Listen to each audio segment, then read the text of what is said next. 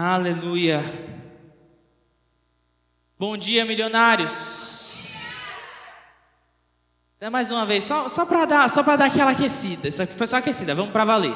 Bom dia, milionários. Bom dia. Eita glória. Aleluia. Eita. Nossa, que unção maravilhosa.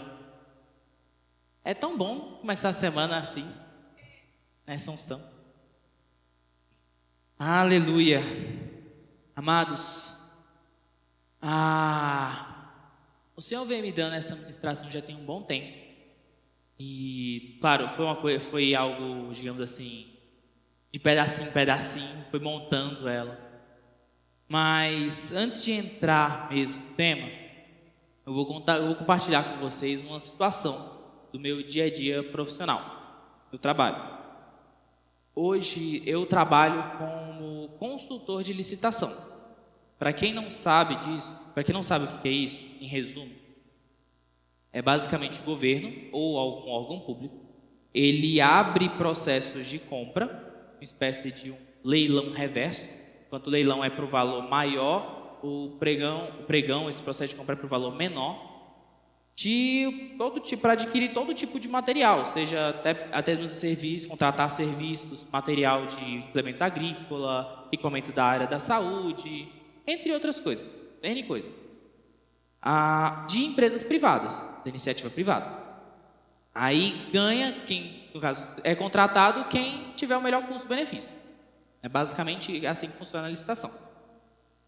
Em meados de dezembro, mais ou menos ali na metade de dezembro, um órgão público abriu um processo, digamos assim, massivo.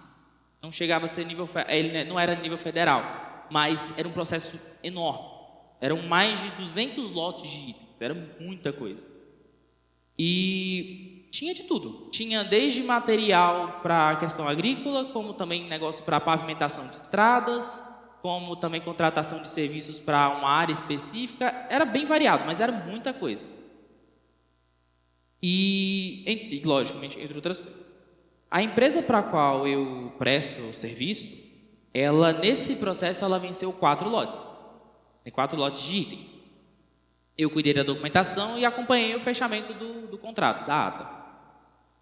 Eram cerca de 400 plantadeiras. Total aí desses 4 itens, eram mais ou menos 400 plantadeiras. E no caso, a máquina agrícola, que é o que a empresa trabalha. O preço médio acordado entre tanto a administração como a minha empresa foi de mais ou menos R$24 mil cada uma dessas 400.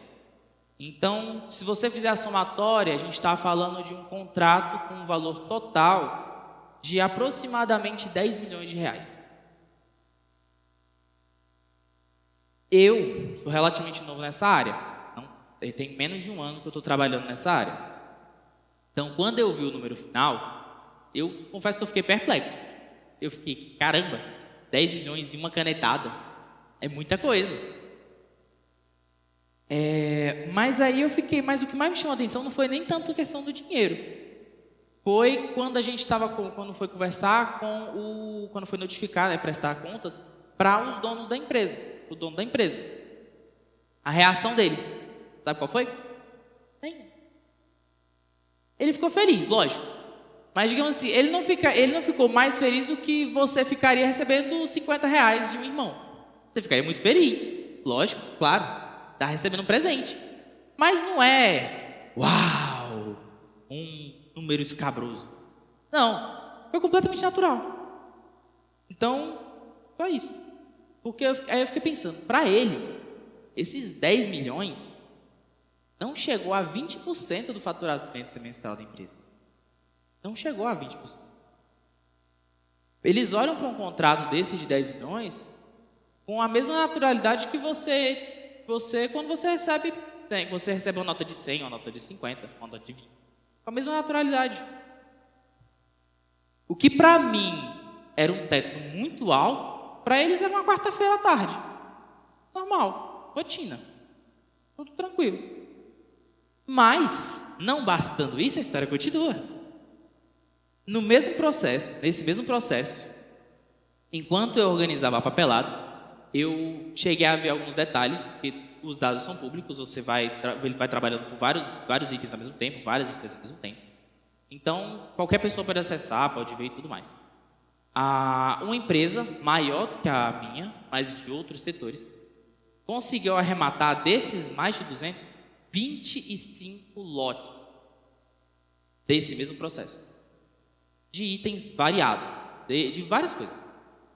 Aí aquela questão, se a empresa onde eu trabalho fez 10 milhões com 4 lotes, imagina o volume dessa outra com 25.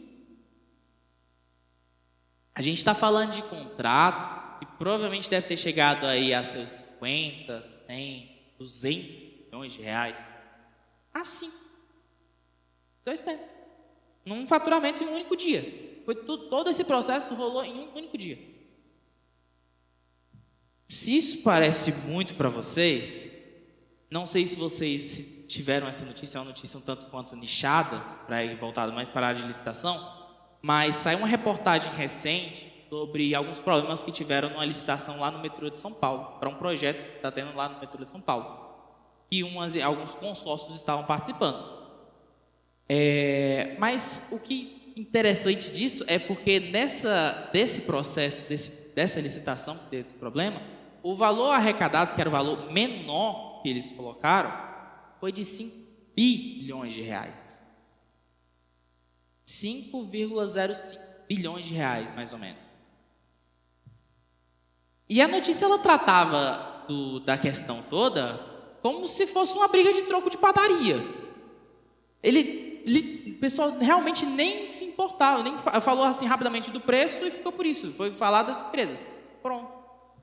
Com essa naturalidade. Então, eu trouxe esses números para, primeiramente, tirar uma conclusão bem óbvia com vocês. Gente, o Brasil não está quebrado, não. O Brasil não está faltando dinheiro, não. Não está faltando dinheiro no Brasil.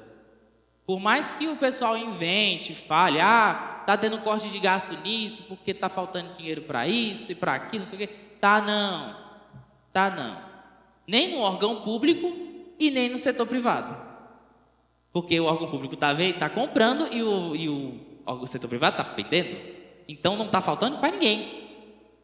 Na verdade, esse dinheiro está circulando nesse exato momento, aos bilhões. Todo dia. Agora é que está a questão. Se o dinheiro não está na tua mão, aí já é uma outra história. Mas daí a dizer que o país está quebrado? Tá. Definitivamente. Talvez ele não esteja na sua mão porque ele está fluindo em algumas áreas que talvez a nossa mente não esteja familiarizada, que a gente não conheça muito das áreas que ele está. Mas que ele está lá, ele está. A diferença entre a estagnação e o crescimento não é a falta do recurso no país. É a capacidade de normalizar a abundância. Agora eu fico com uma pergunta para vocês ficarem refletindo nisso o resto do culto e, se possível, o resto da semana. Se Deus colocasse, a gente teve de manhã, a gente teve um movimento profético relacionado às mulheres ontem. Maravilhoso. Mas eu vou deixar vocês pensando. Se Deus hoje colocasse na sua mão um contrato de 10 milhões para amanhã, você teria estrutura mental para gerir isso? Ou você entraria em colapso?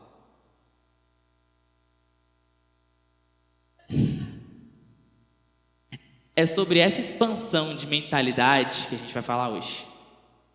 O nosso tema hoje é destruindo a mentalidade de escassez.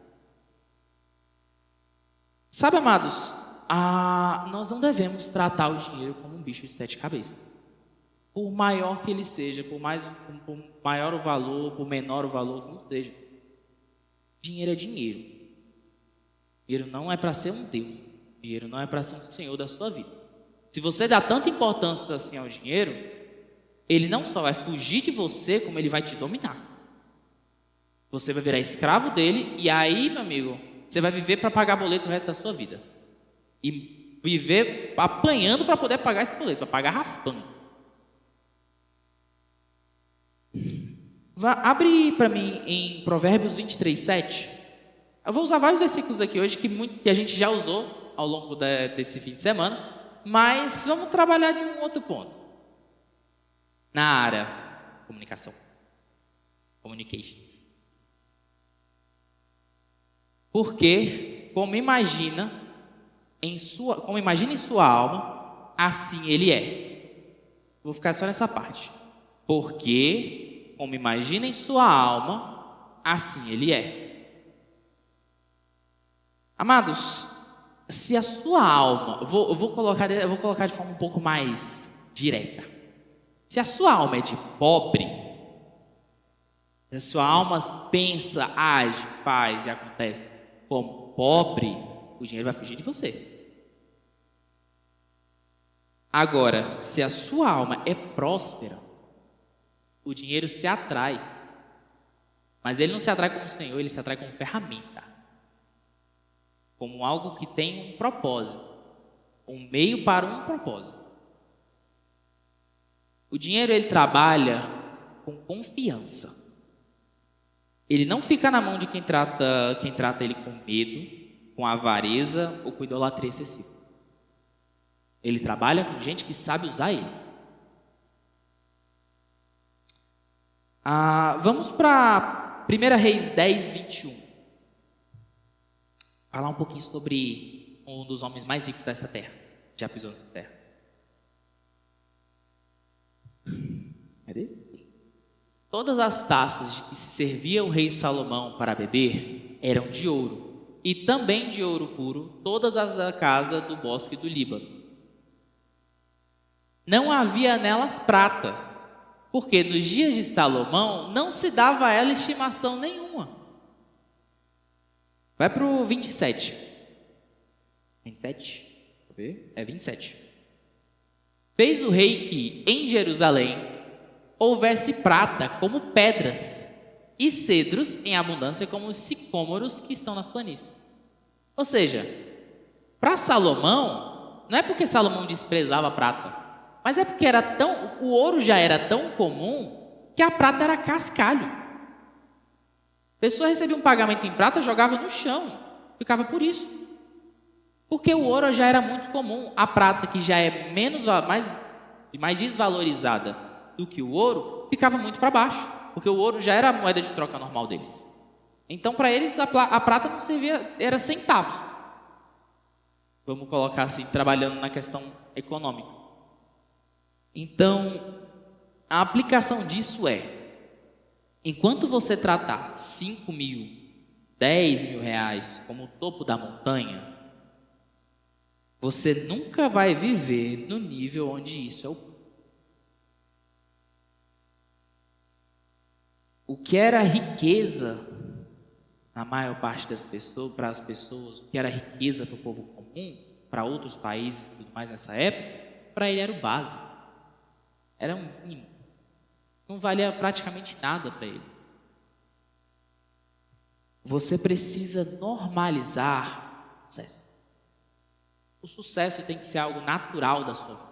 Tem que ser algo normal. Beleza, você pode comemorar? É bom, você precisa comemorar as suas vitórias. Não banalize elas. Normalize, não banalize. Você pode agir como uma rotina. É uma rotina para você ter sucesso, porque você é um sucesso. Você é o filho do cara mais bem-sucedido do mundo, do universo. Então, convenhamos, eu acho que sucesso devia ser o seu nome do meio.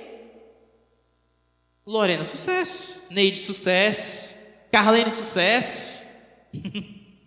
Josi, prosperidade. Não é não? Josi, lembrei, bem lembrado.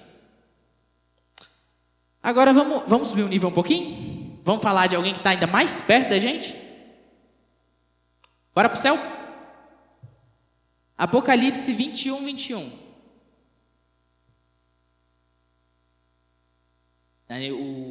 O Rodrigo falou um pouquinho sobre Nova Jerusalém, eu vou dar um acréscimo nessa parte. As 12 portas são 12 pérolas e cada uma dessas portas de uma só pérola. A praça da cidade, essa palavra praça também é traduzida como ruas, é de ouro puro, como vidro transparente.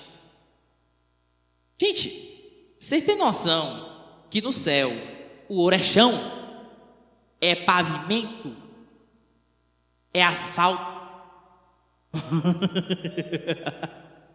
O que a gente usa aqui, eu não sei se vocês sabem, mas o asfalto que a gente tem, ela é a sobra da sobra da sobra do petróleo depois de um monte de destilaria.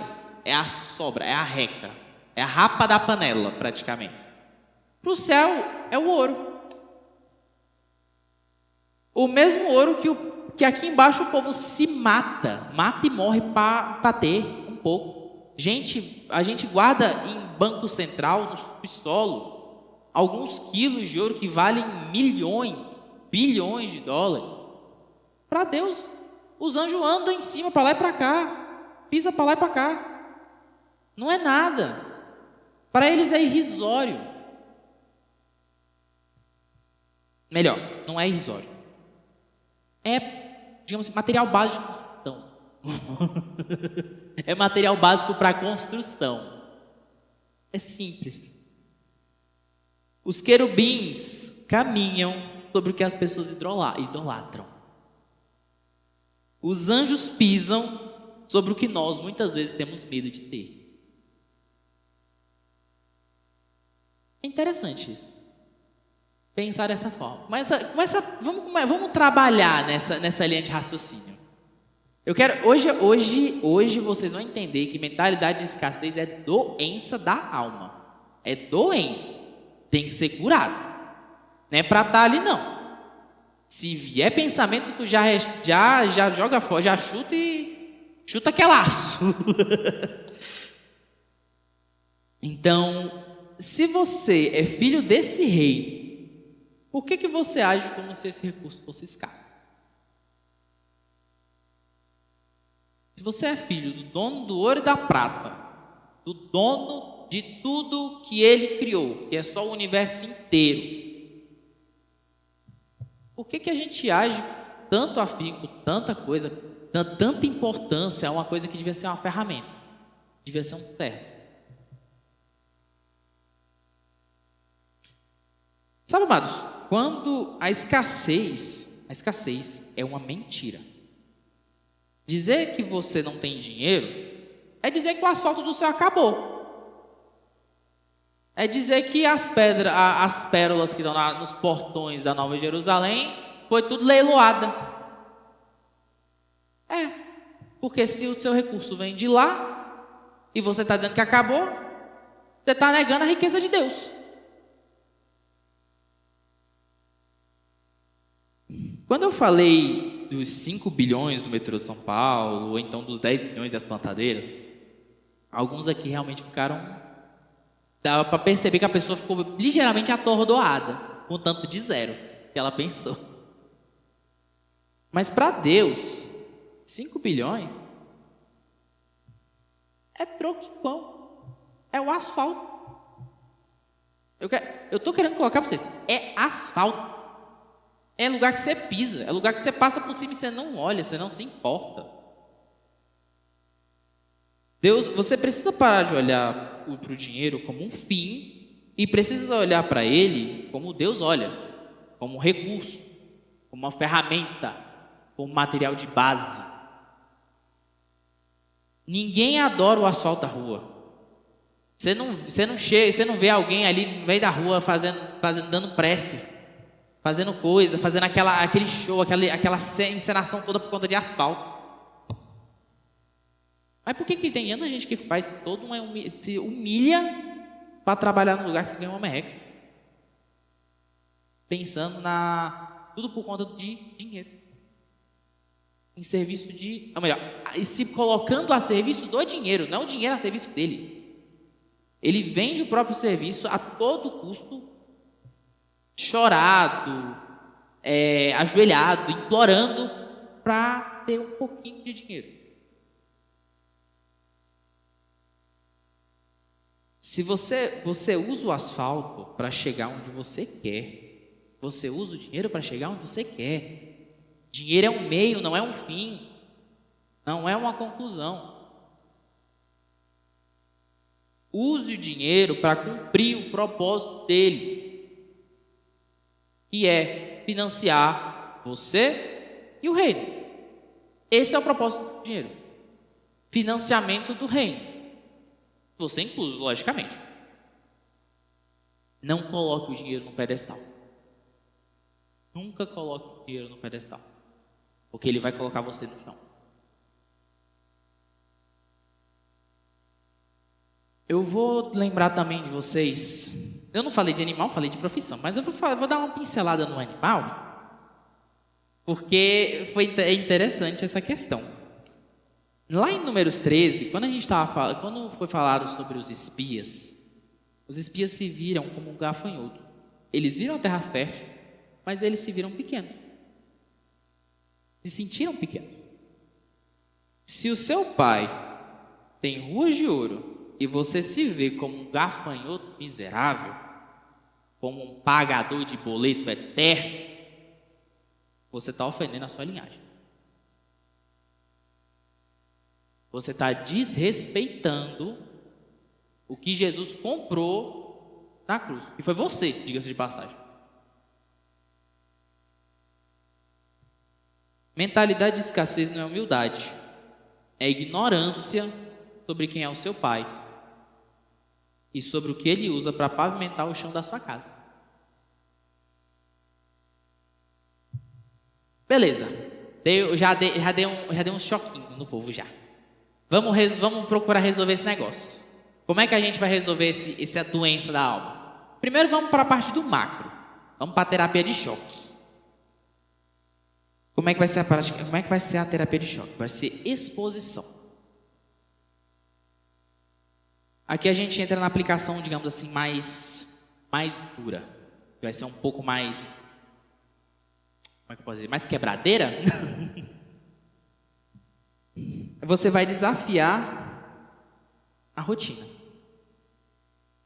A maioria das pessoas aqui, eu incluso, a gente frequenta a maioria dos lugares que trazem para a gente conforto. Nossa casa, igreja, conforto, trabalho. E é muito bom. Muito bom. E na maioria dos lugares, e quando você vai para algum lugar, alguma coisa assim, você vai procurar lugares, na maioria das vezes, você procura lugares que cabem no seu bolso. Logicamente. Gera conforto. Mas pode atrofiar a sua mente. Você precisa ir onde o seu dinheiro ainda não alcança, para a sua mente chegar lá primeiro. A sua mente precisa chegar antes do seu dinheiro nos lugares. Por isso você precisa começar a dar uma olhadinha naqueles test drive. Fazer um verdadeiro tour imobiliário Brasília. A gente mora numa capital maravilhosa. Porque no mesmo lugar que tem casa simples, sobrado, apartamento, kitnet e tudo mais, também ali a menos de 10 quilômetros você chega numa mansão de não sei quantos quartos, com piscina, com tudo. E eu vou falar a verdade para vocês. Muito imóvel aqui em Brasília está à venda, tá? Tem muito imóvel à venda.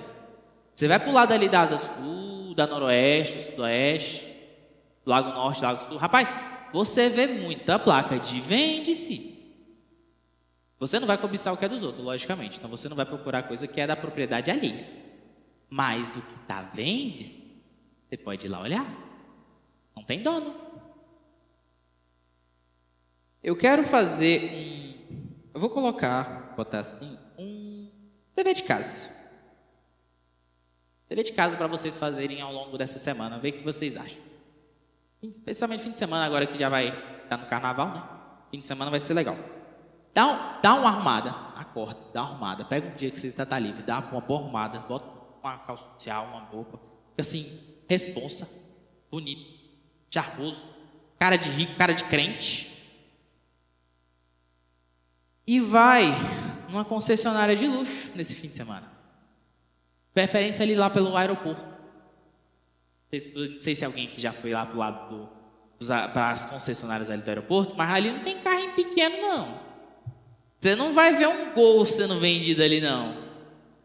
Com todo respeito ao Gol, eu gosto de carro. Gente, eu gosto de carro. E eu vou falar a verdade, eu tenho um gostinho vendo alguns carros. Como carro a combustão, eu acho que é instintivo do homem. Você vê um motor roncando, é legal de ver. Não estou dizendo que é prático, mas é legal de ver. Mas eu sou adepto dos elétricos, só para avisar.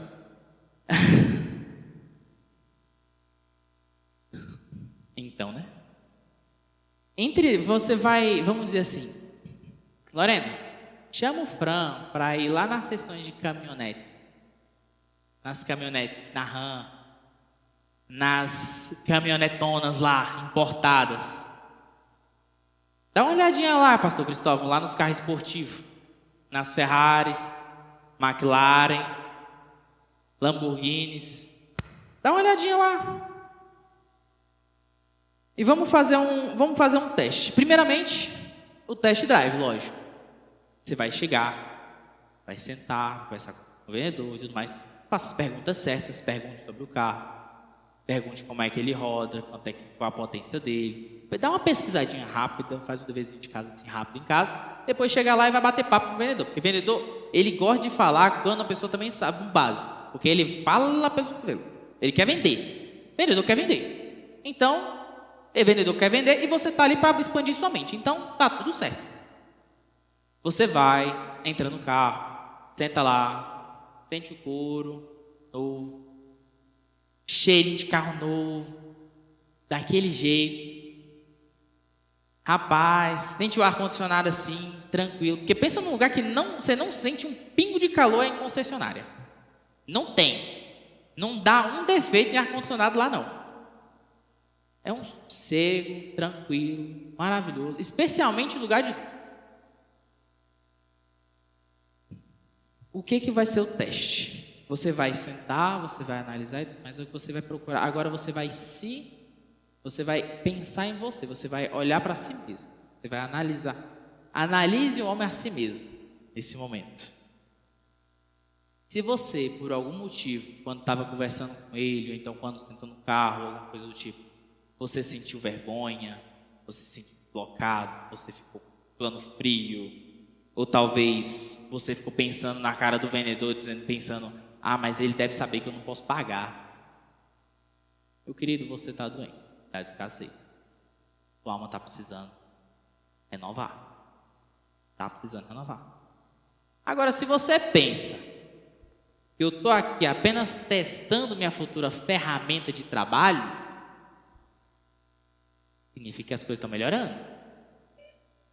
Estão dando uma melhorada. Lembre-se, de novo, dinheiro não é um fim, é um meio para um propósito. Aleluia. Haja com naturalidade.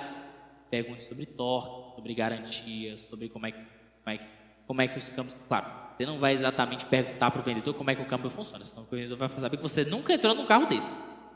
Dá pelo menos uma pesquisada para saber que carro, dependendo do carro esportivo, tem câmbio duplo, tem outras coisas. Tem todo um sistema diferente para esses carros. Mas não vai pagar de besta, de ignorante. Mas faz as perguntas certas, vai conversando, vai entendendo sobre o assunto, vai procurando vídeos também, caso você tenha um tempinho livre. Esse é o primeiro exercício. Exercício 2. Tour imobiliário. Rapaz, Brasília é um campo de treinamento a céu aberto. Para isso. Aqui a gente tem casa de 100, está relativamente difícil, mas tem. 100, 150, 200, 300 mil. Mas também tem casa de 5, 10, 15, 20, 30, 40, 70, 100 milhões. Aqui tem. Tudo num quadradinho desse. Porque Brasília é um ovo. Tá todo mundo junto ali naquele ovinho. Então, procure agendar uma visita com o corretor lá para o lado do Lago Norte, Lago Sul, Parkway, Jardim Botânico.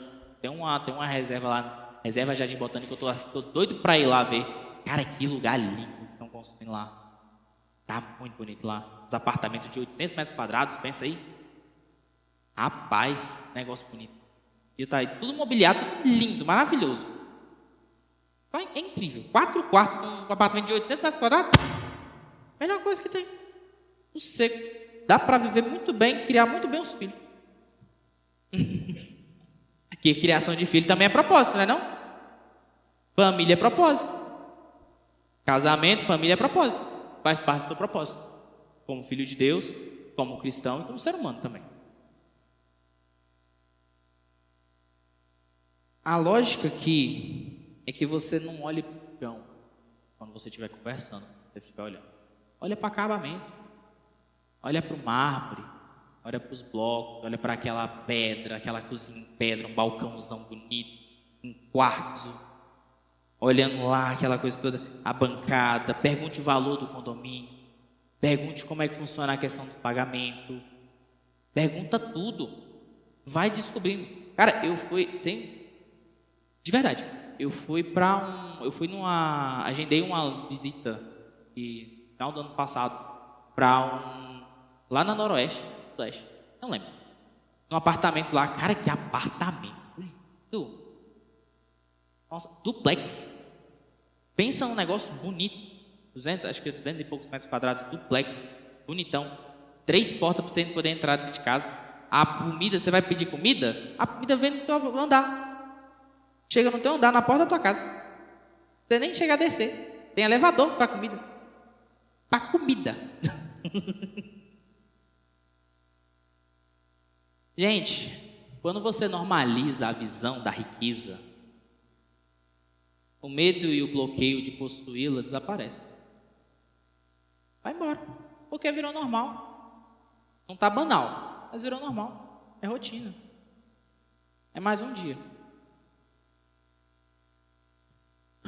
Muita gente não digo na igreja, né? Porque eu acredito que não tem pessoas desse tipo aqui na nossa igreja. Mas muita gente aqui tem medo de entrar em loja de grife, aquelas lojas com nomezão, Louis Vuitton, uma Forever 21, não sei o quê, uma Gregory, só para olhar, mesmo que seja só para olhar. O pessoal tem medo disso. Porque acha que não pertence. Ela não pertence àquilo ali. Gente, tu é filho do dono do ouro e da prata e está com vergonha de entrar na loja de um inquilino dele? É porque quem criou o mundo foi Deus. Quem criou tudo foi Deus. Tudo que você faz aqui na terra é com recursos que Ele te deu. Até mesmo os dízimos e ofertas que você dá são de coisas que Ele te deu, de volta para Ele. Então todo mundo que está aqui embaixo, que tem alguma coisa aqui embaixo, é inquilino. E tu é só o filho do dono. Só o filho do dono do condomínio, chamado terra, chamado universo. Só isso você é. Falando agora, voltando, saindo um pouquinho do macro, agora que a gente já tem um dever de casa para você fazer, nessa parte um pouco mais, digamos assim, mais esporádica de vez em quando, para você crescer, subir o seu padrão de pensamento, sua mentalidade. Vamos para o micro, vamos para a parte onde vai, digamos assim, que não é tão avassaladora, mas é uma prática constante. Talvez vai ser a que você mais vai ficar ali, eu digo assim, perseverando para mudar. Vocabulário de miséria. Elimine do seu vocabulário a frase: isso é caro demais. Sou pobre, mas sou limpinho. Essa eu já ouvi. Quando eu ouvi essa frase, de verdade, olha, é sério, eu cresci, eu nasci, fui criado no meio de 2 ministros de prosperidade. Eu ouço uma frase dessa, eu fico olhando assim, eu não estou ouvindo isso, não. Se for uma pessoa do mundo, eu fico quieto, porque a pessoa do mundo não tem discernimento. Mas crente falando que uma bolsa, que um determinado item, que o valor um pouco mais elevado, chamou ele de pobre? Pelo amor de Deus, toma vergonha. Olha para você, te enxerga como Deus te vê. Pelo amor de Deus. Ficar alugando o olho do diabo para quê? Porque o diabo que olha para você e fica falando, você é derrotado, você é pobre, você é isso, você é aquilo. Está alugando o olho do diabo quando você fala isso de você.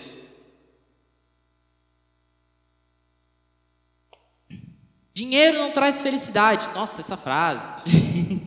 É frase de caminhão essa frase. Mas, cara, olha, eu vou falar a verdade. A felicidade não está ligada ao dinheiro. Realmente não está. Mas dá para você já ser feliz com dinheiro também.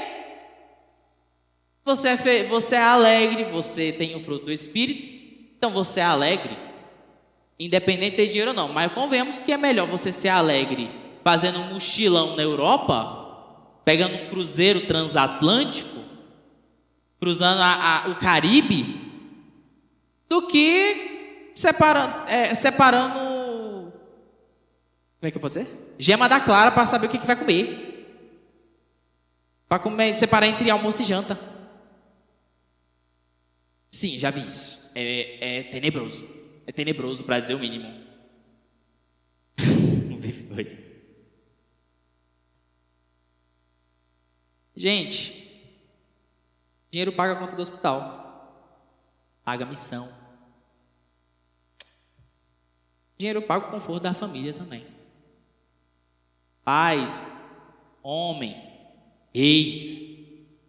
Dinheiro é ferramenta para prover a sua família da melhor vida que eles podem ter. Faz parte de uma das suas ferramentas para prover a sua família. Mulheres, rainhas e princesas, e tem gente que no caso ainda, o dinheiro é ferramenta para você focar no seu trabalho, trazer coisas melhores para sua casa, fazer a sua casa parecer ainda mais um pedacinho do céu. É ferramenta.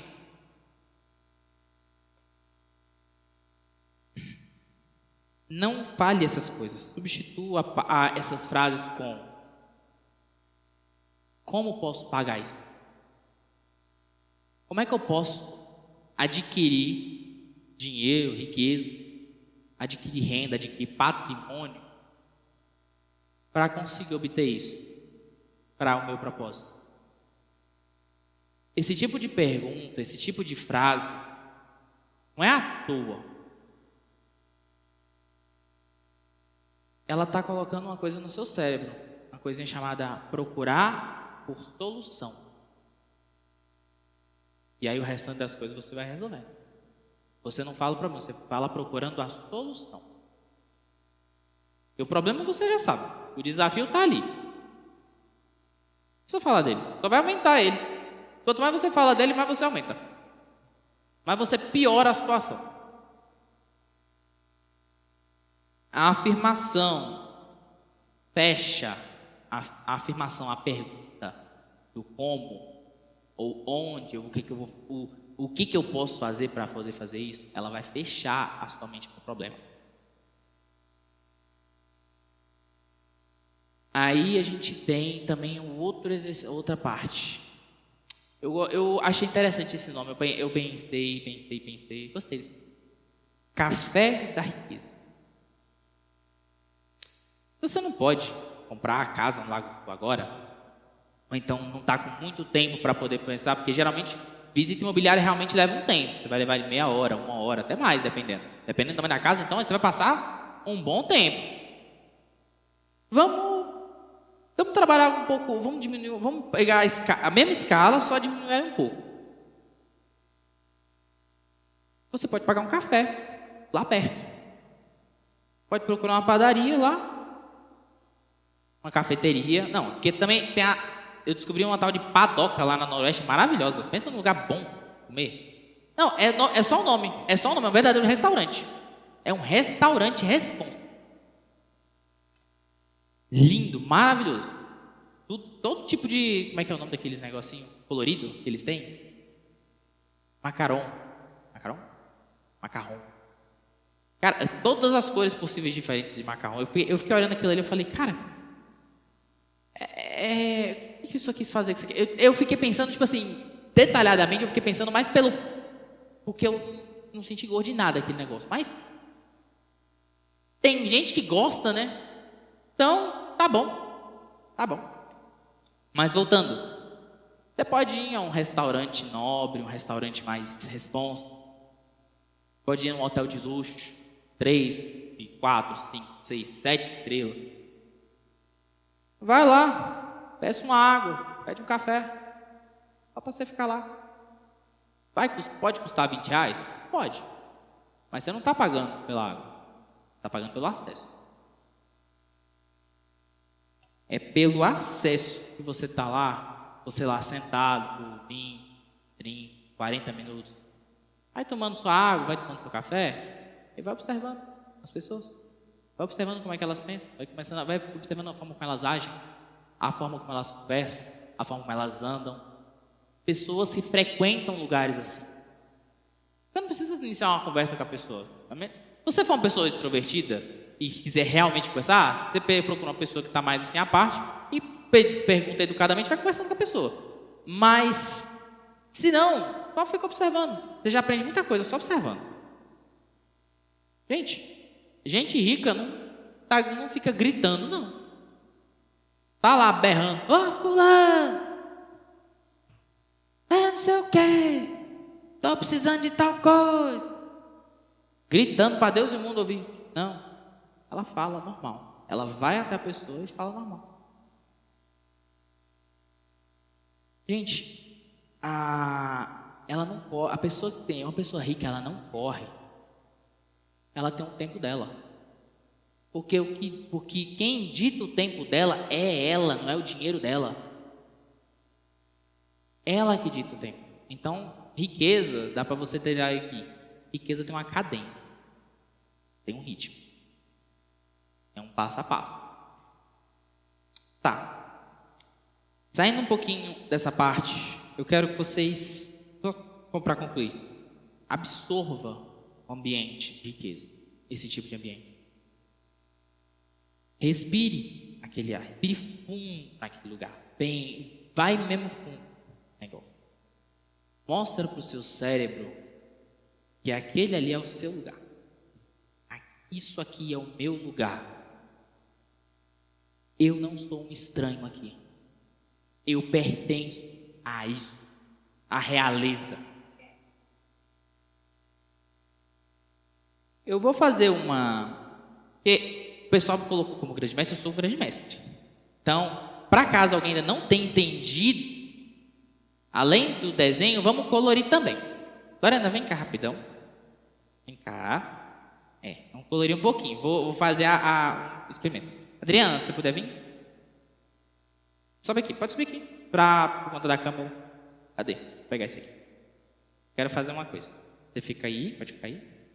Não, fala não. É só, é um experimento. Você vem pra cá. Pra cá. Tá bom aqui. Tá. Fica de frente para eles, mas fica com a cabeça virada para essa parede aqui. Não olha para cá. De jeito nenhum, tá? Você fica com o microfone na mão. Entende? E agora, beleza. Lorena, sem olhar para cá, pega o microfone da Adriana. Cadê? Pega!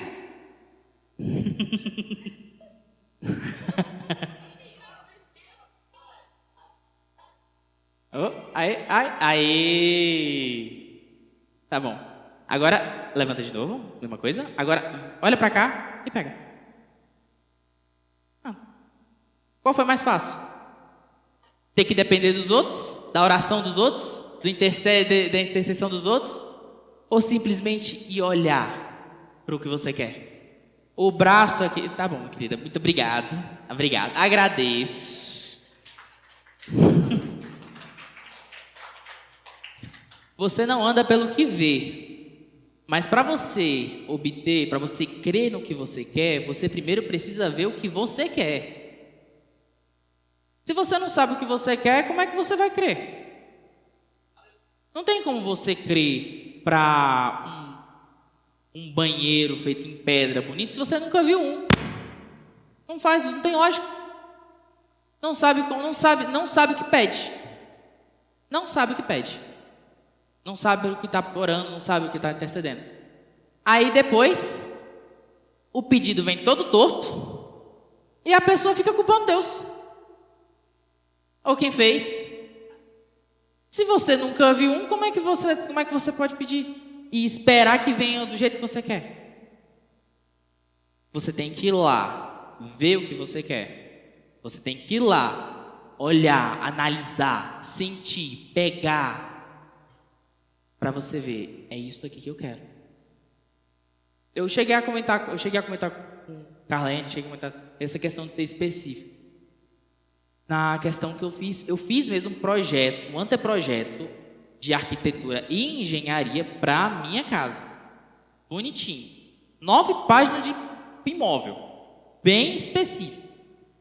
Mas foi papo de quase um mês pesquisando, olhando, vendo isso, vendo aquilo, tentando entender como é que certas coisas funcionavam. Eu não sabia, convenhamos, eu sei muita coisa de casa, mas tem muita coisa que eu não faço a menor ideia como é que funciona. Eu nunca trabalhei dentro de engenharia civil, nunca trabalhei com nada desse tipo. Então, eu não sei como funciona, mas eu procurei saber porque são coisas que me interessam, são coisas que eu quero ter o melhor na minha casa. Eu quero ter o melhor para minha família. Então, eu vou precisar, vou procurar coisas que sejam muito boas para eu poder entender e crescer a minha mentalidade, expandir a minha visão.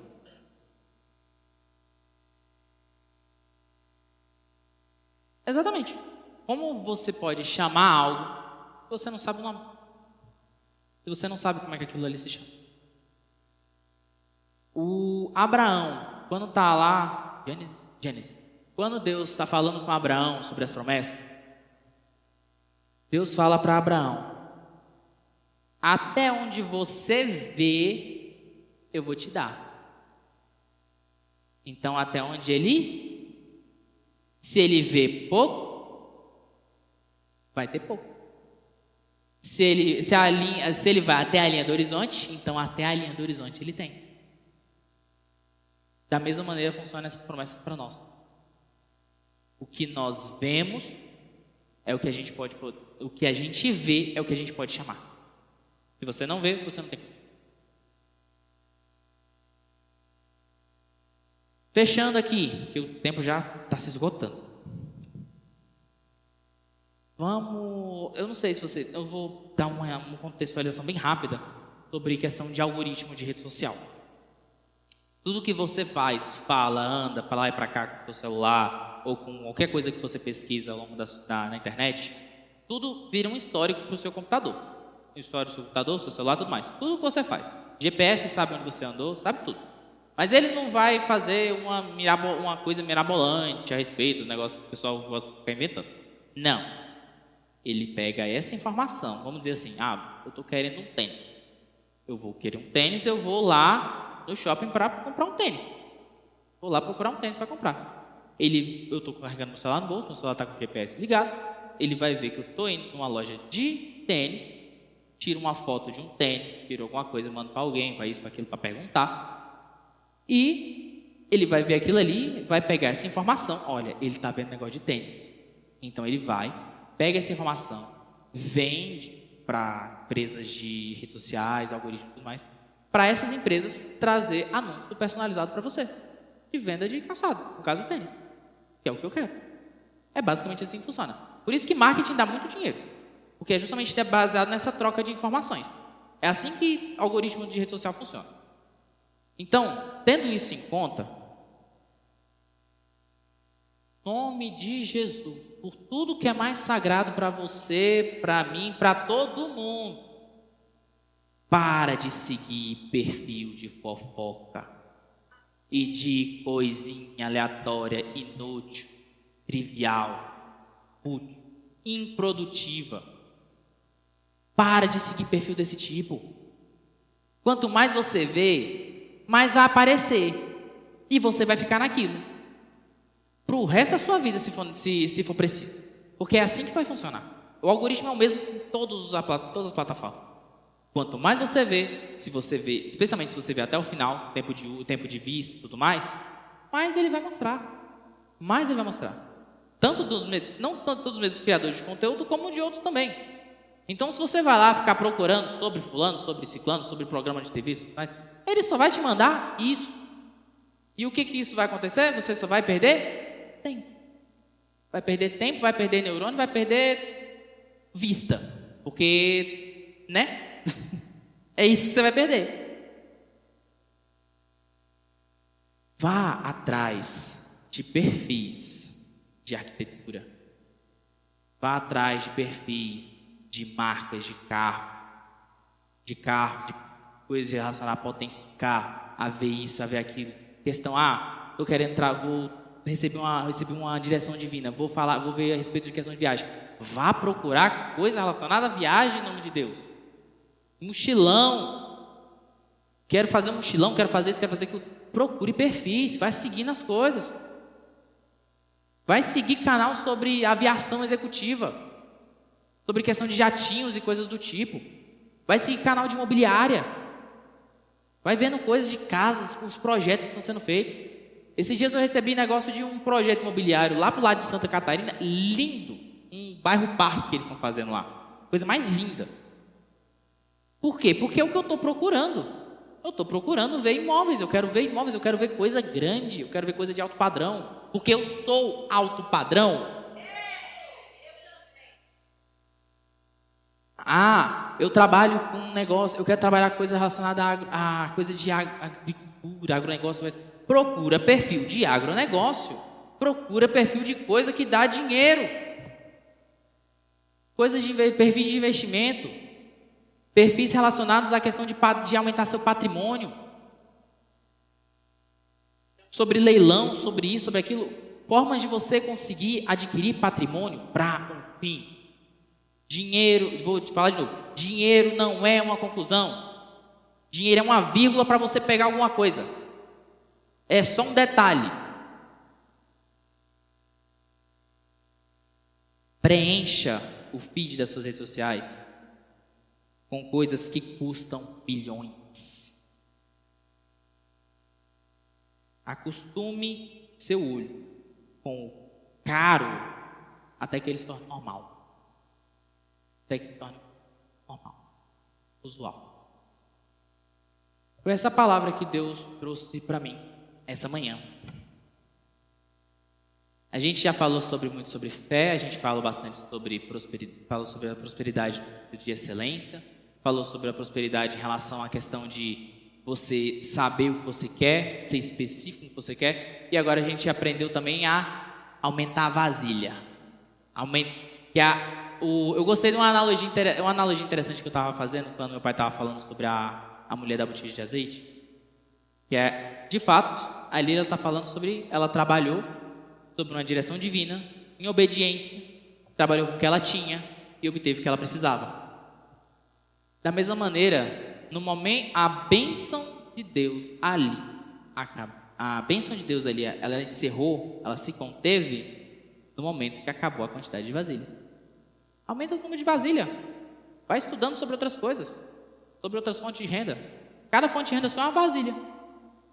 Vai trabalhar, vai entender sobre network. O que é network?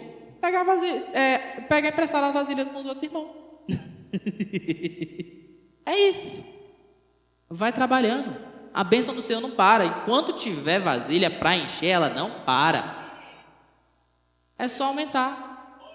É só aumentar a quantidade. É isso, amados. Amém. Sejam abençoados. Prosperem e avancem.